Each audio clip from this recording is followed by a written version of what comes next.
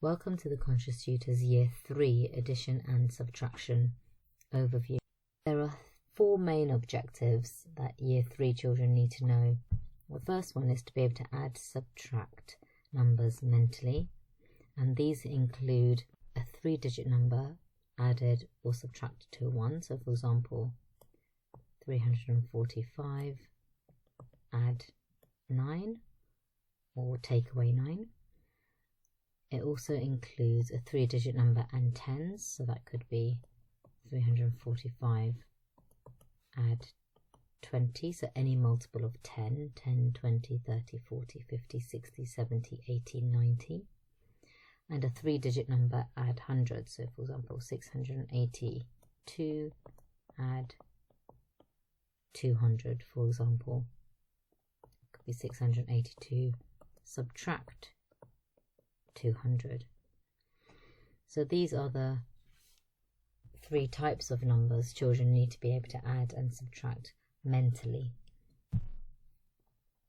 The next objective is to add and subtract numbers with up to 3 digits using formal written methods of columnar addition and subtraction. When adding and subtracting numbers using the written method, so when adding and subtracting numbers with up to 3 digits using written methods, it is very important to make sure that the numbers are lined up into their correct place value.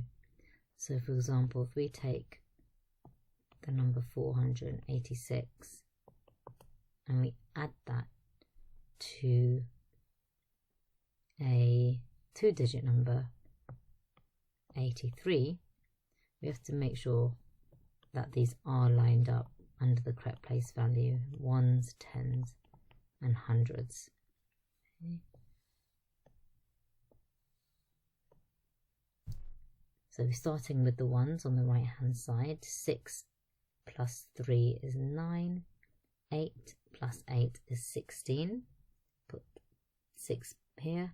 You can carry the 1, you can put it here or you can put it below the line. Then 4 add 1 is 5.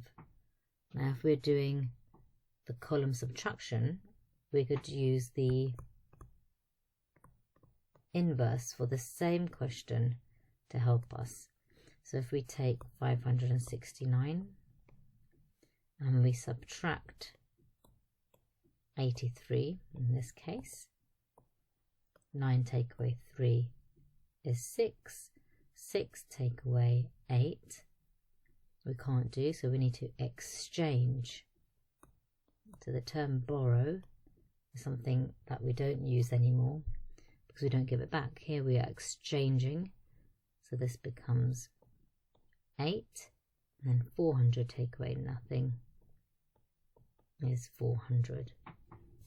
And you can see that these 2 numbers correspond, so we know that our answer is correct. The third objective here is to estimate the answer to a calculation and use the inverse operation to check. So the inverse is what we've just done below. Estimating an answer.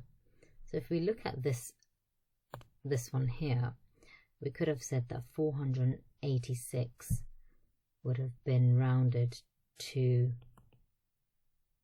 490 if we round to the nearest 10, and 83 could have been rounded down to 80.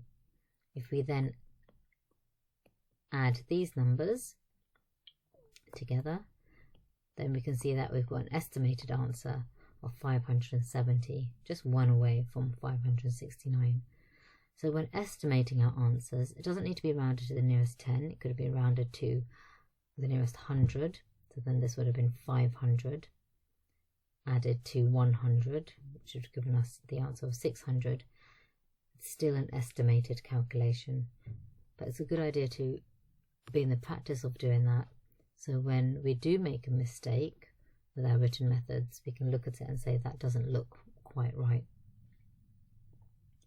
The next objective is to solve problems including missing number problems and use number facts, place value and more complex addition.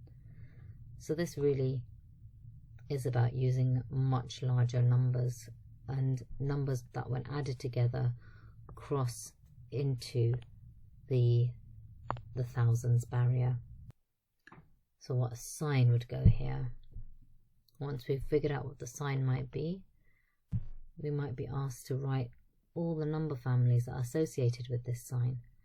So knowing that addition can be done in any order, and how would we write the fact families relating to subtraction?